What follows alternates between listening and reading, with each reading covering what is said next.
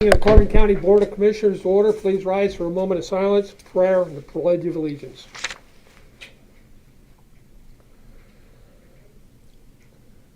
Oh God, thank you for the gift of this new day, and thank you for the blessings of this life. Family, friends, work, and purpose, guide us as we discuss, plan, and dream together. Help us to make wise and just decisions. Amen.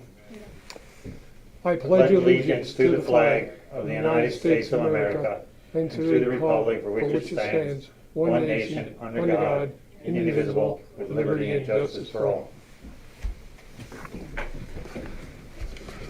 These proceedings are being recorded for the sole purpose of constituting the accuracy of written minutes. Tapes are reused, eliminating recorded records of these proceedings. Approval of the minutes of the previous meeting held April 9th, 2020. So moved. Second. Mr. Arner? Yes. Mr. Lukasevich? Yes. Mr. Notstein? Yes. Are there any guests concerning county business this time? Hearing none, we'll move on. Next item is the opening of bids for refuse collection, single stream recycling. We have one bidder, County Waste, out of Clifton Park, New York.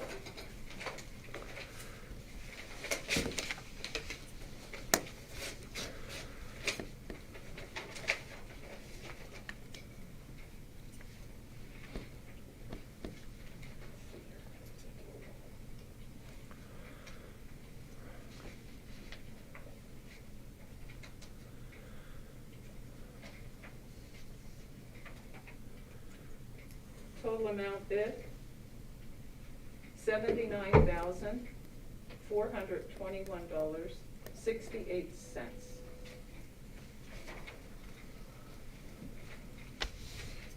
I move we table this bid for a period not to exceed 2 weeks in order to review and ensure completeness and it meets technical specifications. I'll second that. Mr. Arner? Yes. Mr. Lukasevich? Yes. Mr. Notstein? Hey, I have to take this a minute. Yes. Hello? Hello?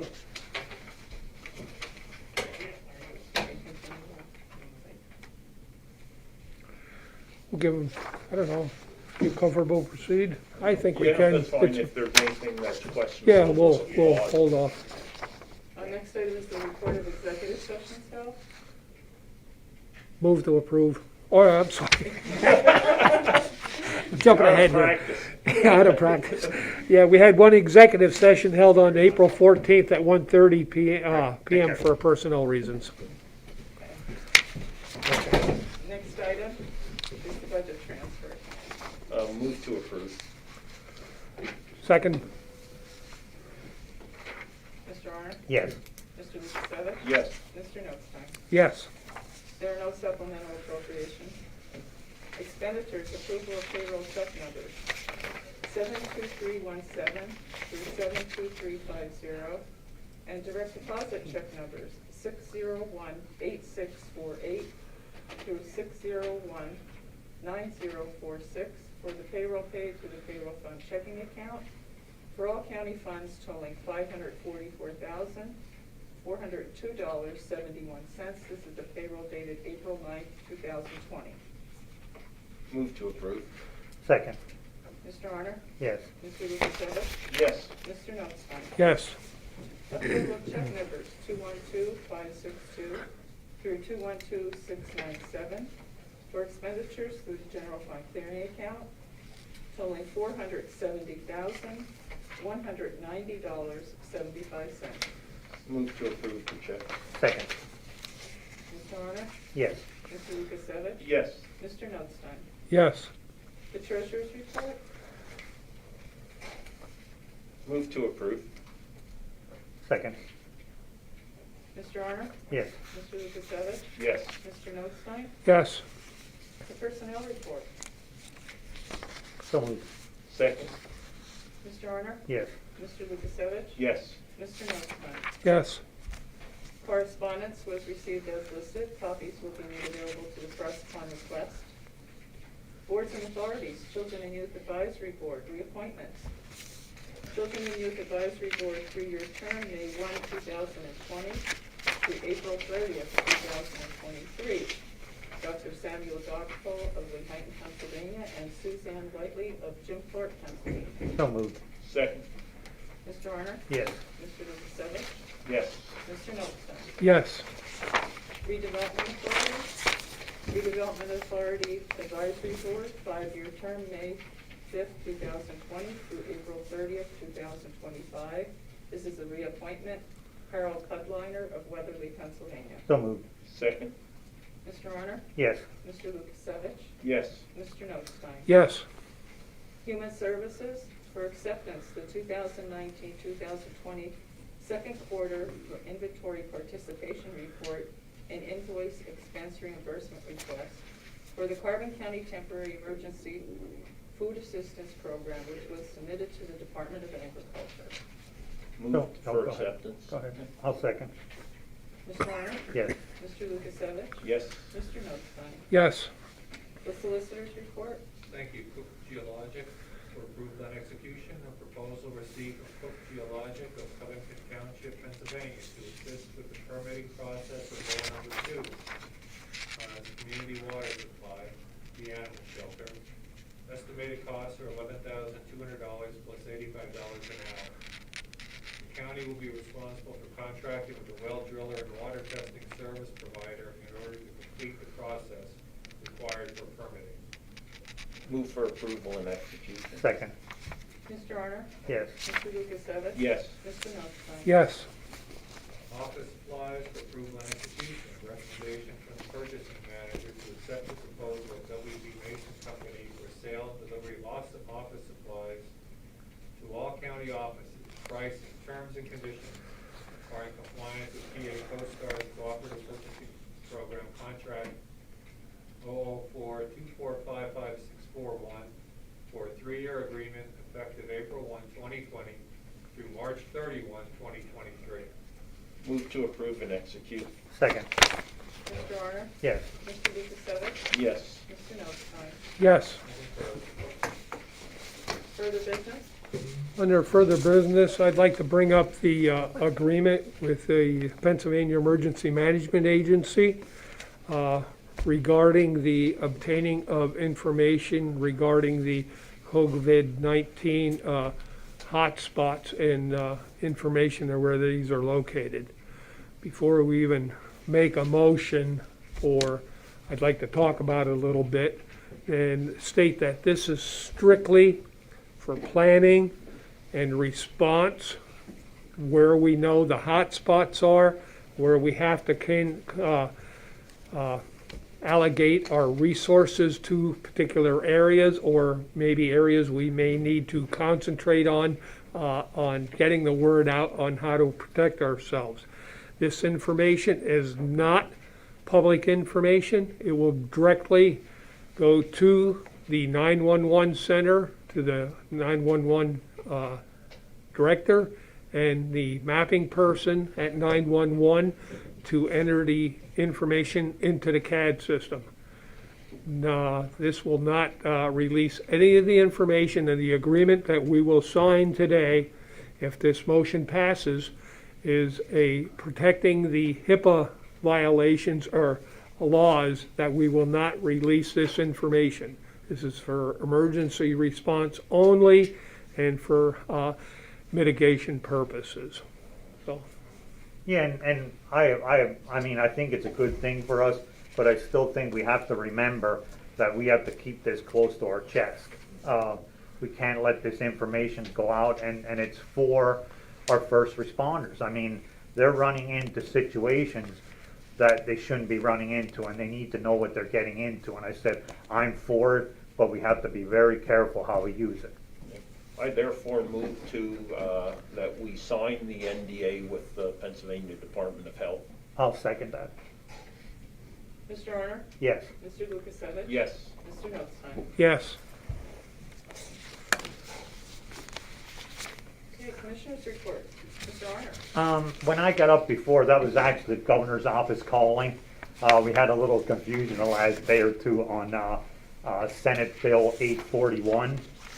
And there's a lot of provisions in that that are referred to the COVID-19 disaster emergencies. And there's preliminary provisions in that. There's property tax revisions, education tax credits, school contracts for services, notary act, and local government meetings.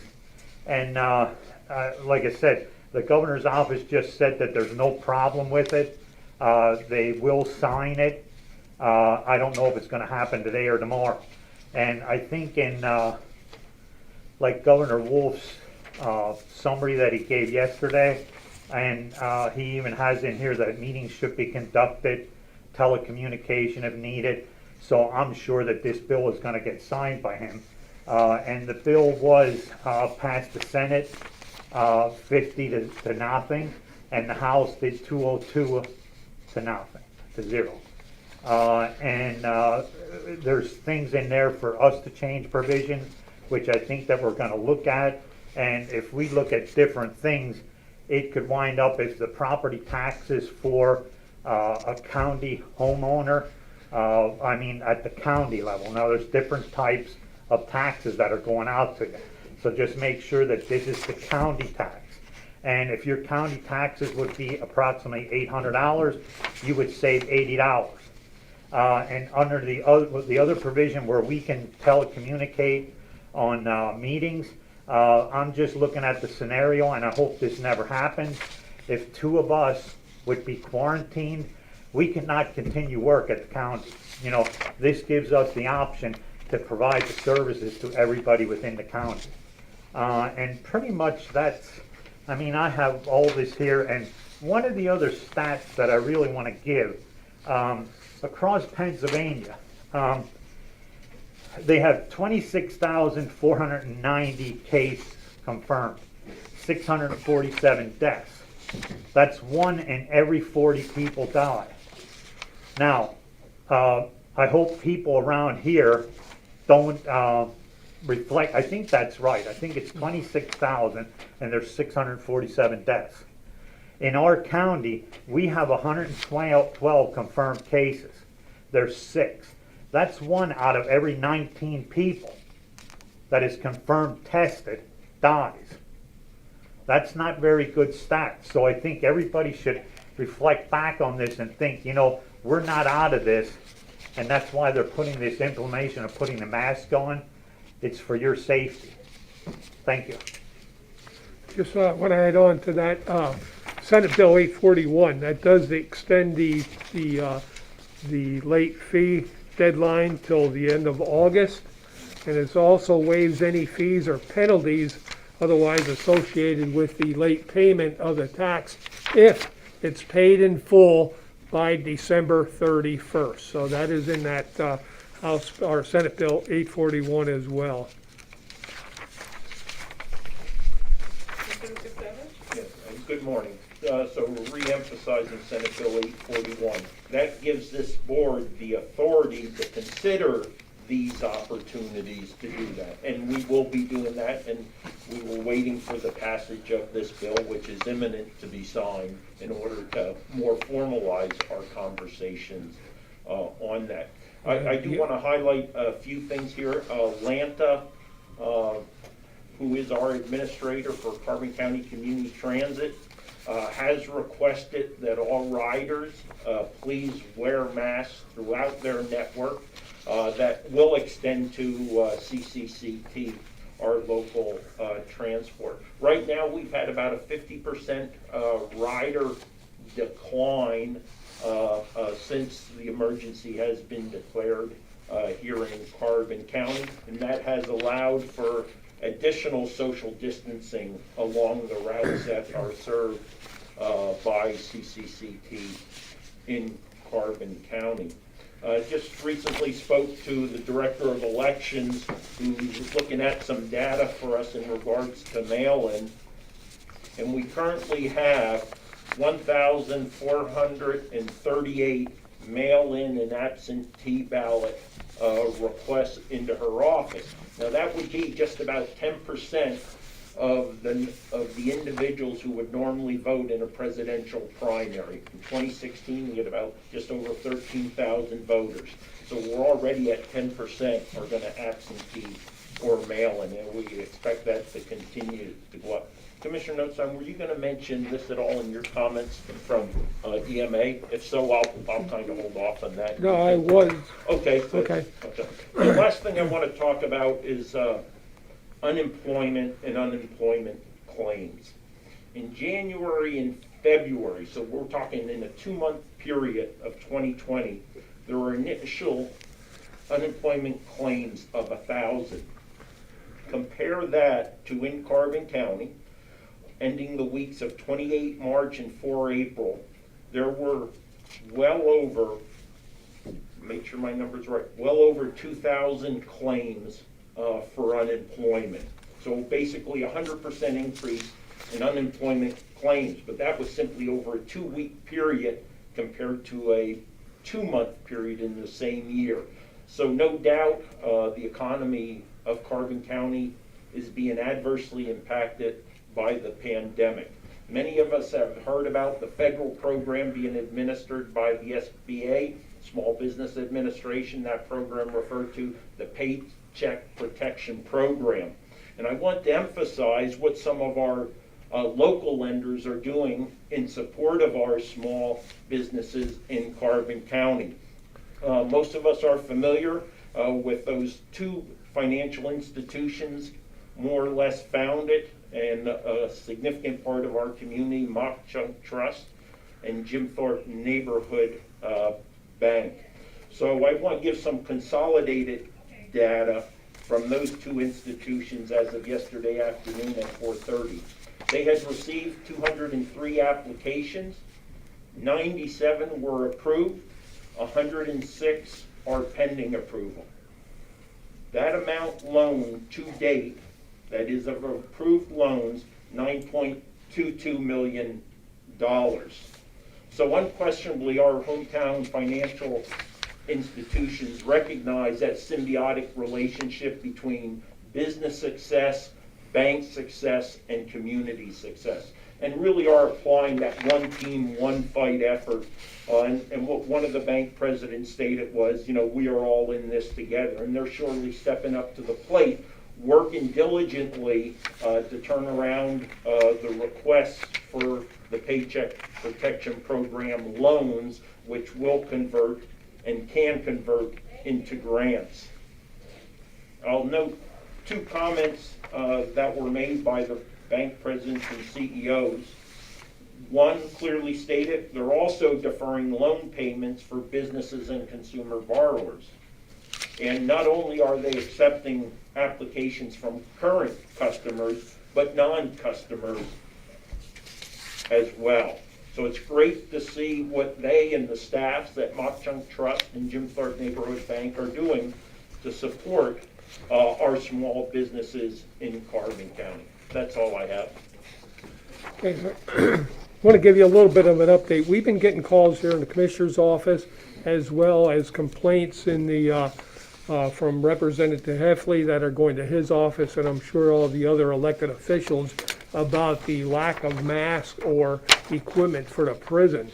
And I wanted to let you know that yesterday's prison board, we did make a motion to ensure that our staff were wearing masks when they're in contact with the inmates. The emergency management, Mark Lesnick, has already distributed masks, 4,940 of the N95s, 88 boxes of gloves, 3,470 gowns, 96 face shields, 12 goggles, 44 Tyvek suits, 8 hand sanitizers, 422, and 12 gallons of disinfectant, which were distributed to the emergency services. And I know what we use them for in Lehighton. We put it in spray bottles. We go out in the call. I, as a driver, wipe everything down. I touched in the cab of the truck, steering wheel, all the switches for lights, and all the other dumoflitches in the cabs of the apparatus. And that's done after every call by each of the individuals, as well as those hand sanitizers were all issued. We just received our second one already, the little containers, hand sanitizers, and one of our volunteers Their mother is in the process of making masks for us, which we'll have by the end of the week with our fire department number 5 on it for us. So those are some of the things that we have handed out, so they are getting the masks and proper safety equipment at the prison. So I hope that helps to slow down some of the calls we've been getting. Wayne, if I could just Sure. highlight too, there is not one request that has been made to our emergency management coordinator for PPE that has not been fulfilled from Correct. first responders and actually St. Luke's and Lehigh Valley facilities in Carbon County. Yeah, we've always been able to respond, maybe not as much as we'd want to give, but I don't, so far we're holding our own with donations and receiving equipment. And again, the prison, we ordered what, I think it was 300 additional masks or something for the corrections officers up there. So we are doing what we can, but a lot of this equipment is on back order also. But we're ahead of the curve yet. One of the other big things, the Senate bill that's went through the House and the Senate is going to the governor, from what I understand, and that's the forming of a cost and recovery task force and how we're going to bring the businesses back up and recover the cost and distribute the cost we're getting from the federal government, and how we're going to go about bringing our business back into operation, etc. The task force was mentioned in there, who would serve on that, and being on a conference call yesterday with the County Commissioners Association Board of Directors, most of the, if not all of the county commissioners on the call, and there are at least 20 of us on, there's some rumors going out there or proposals that the commissioners are going to say who is opening. The consensus is we don't want that responsibility. For one thing, it's going to pit one county against another. One county opens up a golf course and one doesn't. All the business is going to go there. It's like the state liquor stores. People are going out of states. It creates other problems. What the commissioners want is uniformity throughout the whole state.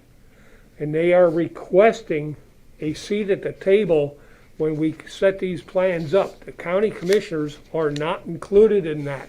The judges are, businesses, and other elected officials, but nothing about a county commissioner. And they're the ones that deal with their businesses on a local basis. So that was one of the issues that were talked about, the pros and cons, and we were all in agreement that we need to be at the table when they come up with this mitigation plan. And the last thing I have is, unfortunately, due to the COVID-19, I'm hearing from the, being a chair of the Military and Veterans Affairs Committee for CCAP, we're now concerned about having flags for Memorial Day on our cemeteries. The factories have been shut down that produce the flags. All the flags and markers are on back order.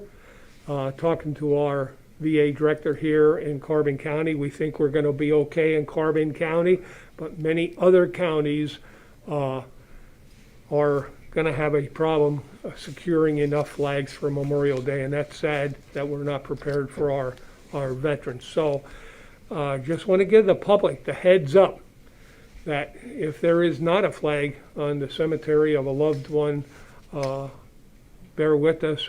It's not that we aren't trying. I think we're okay in Carbon County. But in other counties, it could be a major problem. The other thing is how we are going to get those flags out that we do have with social distancing and going about handing them out or placing them on the cemetery. A lot of times we've used Boy Scout troops, etc., and other volunteer organizations to do this. So it's going to be a challenging year for our Veterans Affairs directors throughout the Commonwealth.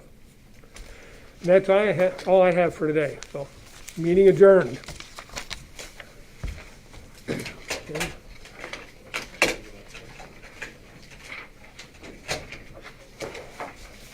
Okay, ready, Mark? Yes. Ready?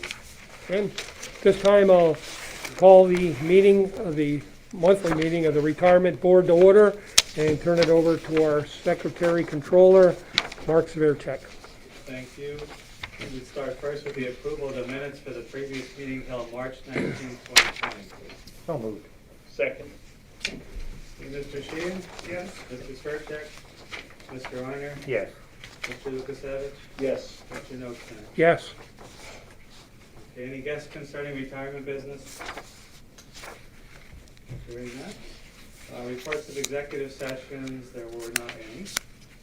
Next will be to ratify the warrant. Check numbers 40512 to 40541 and direct deposit 7006971 to 7007339 for the month of March. Move to ratify. Second. Mr. Sheehan? Yes. Mr. Svercek? Yes. Mr. Arner? Yes. Mr. Lukasevich? Yes. Mr. Notstein? Yes. Next would be the retirement activity for the month of March. We had 5 retirement refunds, 3 superannuation retirements, 1 voluntary retirement, and 1 deceased retiree. The portfolio value as of March 31st, 2020 was $69,609,814. Now, of course, we realized the big drop like everyone did from the month of March. And we also had gotten from Marquette a portfolio valuation as of 2 days ago, and that was back up to $73,773,474. Not 73,000. Million. 73 million. I'm sorry. Thought we were in worse shape than we were. Sorry, $73,773,474. So the bounce back up, as I call it, was close to 6%, which was good. Any questions on that? Okay. Correspondence, there weren't any correspondence. Solicitor's report, no report. Okay. No investment manager or other reports. Under further business, we're going to discuss and I'm sure take action on the OCIO option that was reviewed with us numerous times with Marquette Associates. I don't know if anyone has any questions at this point about that. Not really. No question. Okay, we'll look for a motion to approve. I'll make the motion that the Carbon County Retirement Board secure the services of Marquette Associates for the purposes of OCIO, which is outsourced Chief Investment Officer services for the Carbon County Retirement Board. I'll second that. Okay, Mr. Sheehan? Yes, and then I'll give like a little overview for the benefit of everyone when this is over then. Yes. Mr. Svercek, yes. Mr. Arner? Yes. Mr. Lukasevich? Yes. Mr. Notstein? Yes. And this is more for the benefit of the county employees and the public. There was some concern amongst the board about an increase in cost associated with going with this plan. But when we compared Carbon County versus other retirement funds, county retirement funds that had the OCIO in place, it showed that there was a preservation of capital during down cycles that would presumably more than make up for the additional cost. We also sought comments from controllers and treasurers from other counties that were using these services. The things that will change, Marquette presently is our pension manager. And with this new proposal, they will continue to review our investment policy. They will continue to advise us on our asset allocations.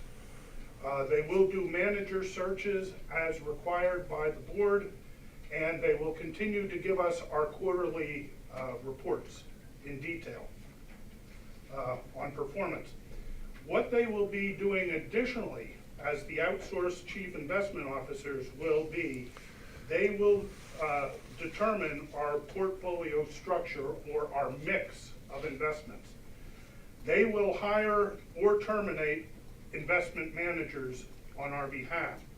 The reason for this takes away the pressure of sales pitches that we as individual retirement board members get, phone calls from different investment managers, etc. This will take a lot of that pressure off of the individual board members. It also takes an amount of emotion of having, when the time comes that we have to terminate a fund manager, it takes the emotional process off of our present board, because as board members, we do tend to create relationships and friendships with some of these people. This takes the emotion away from those decisions. It allows them to move assets between managers in between our meetings. It allows them to rebalance our assets in between our monthly meetings. And in the discussion phases of this, we realize that right now we have hit some negative, hard negative territory in the markets. Part of what Marquette plans to do is not totally rebalance the portfolio at one time under OCIO. They will be looking at it on once a week, or in some cases, I believe, gentlemen, twice a week, in order to time the best time to move some of these allocations into the OCIO format. The markets move daily, and sometimes those changes are sizable. So in a lot of times, we end up being behind the movement, and because we always have to wait to the next meeting. This will eliminate that.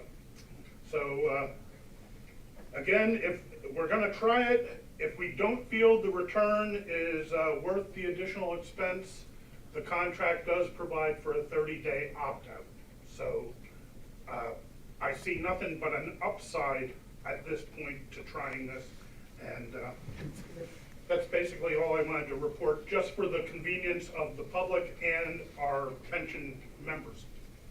Yeah, and I would add that although we are granting Marquette additional discretionary authority, we are by no means abdicating our responsibility as a retirement board. That's important that the taxpayers and the retirees know that.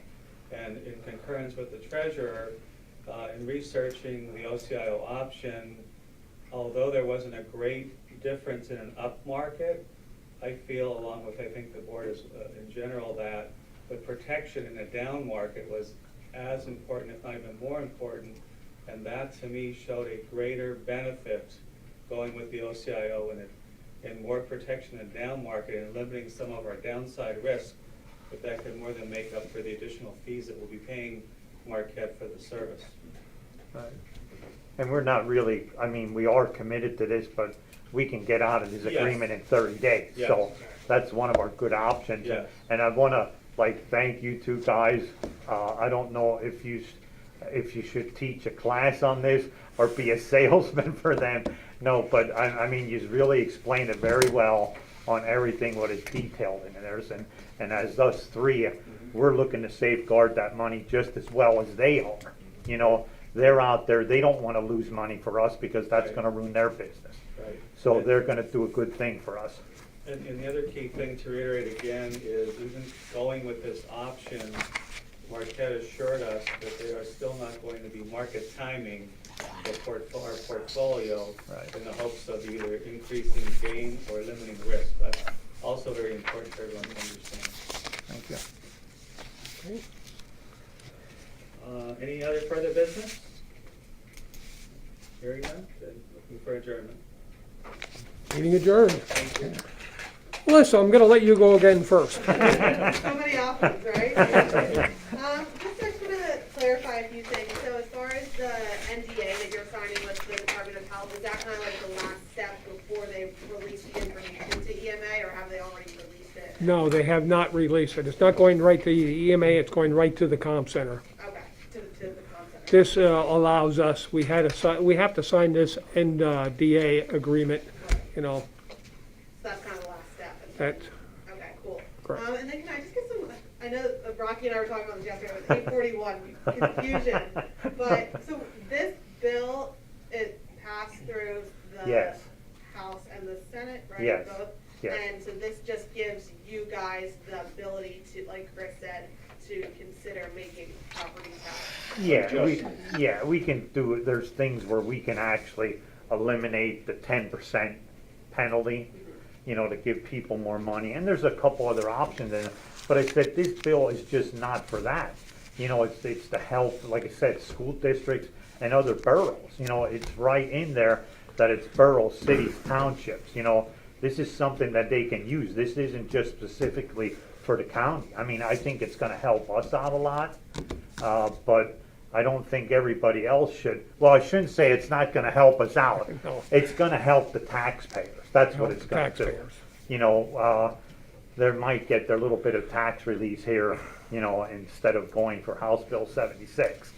You know what I mean? But, so I don't know what else to tell you about it. Like I said, that was the governor that called when we were here in the meeting, and they're gonna sign it within the next day or two. Well, yeah, I just wanna make sure I'm understanding it, that like it doesn't, it actually, it doesn't give the provisions, it gives you guys the ability to Yes, consider. yes, they're not telling us to do it. Right. We can adapt that into our taxation when we, or our budget, however we wanna adjust. well, we have to do it by resolution, and we'll Yes. probably do that, the current tax period, discount period ends the end of May, but I'm sure we'll probably do it 2 or 3 weeks in advance of that. Okay, cool. And then the only other thing that I had, I know there's consideration moving through past the House and the Senate also 613, which is supposed to help certain businesses reopen. I know the governor said he's planning on vetoing it, but I'm just kind of wondering what you guys are hearing from, you know, these businesses like car dealerships, KME, places like that. I mean, in the county, are there serious concerns about, you know, Well, are they struggling? I mean, how much are There, they well, struggling? all the businesses are struggling. I think even those that are open, like the restaurants in particular, even with the takeouts and that, they're really struggling.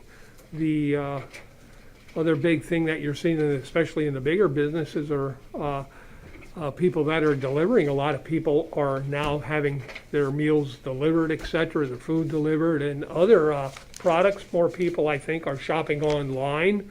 So that's going to really hurt a lot of the local businesses.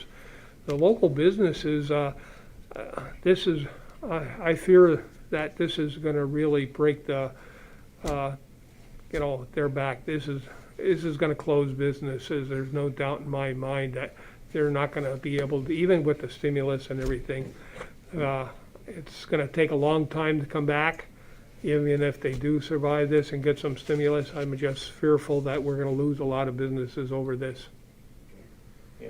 Alyssa, and again, I'd highlight the fact that we've had 203 or entities, be it independent contractors, small businesses, request to be included in the Paycheck Protection Program is significant, as a clear demonstration of the dire situation for some of these businesses and the individuals who own and operate them.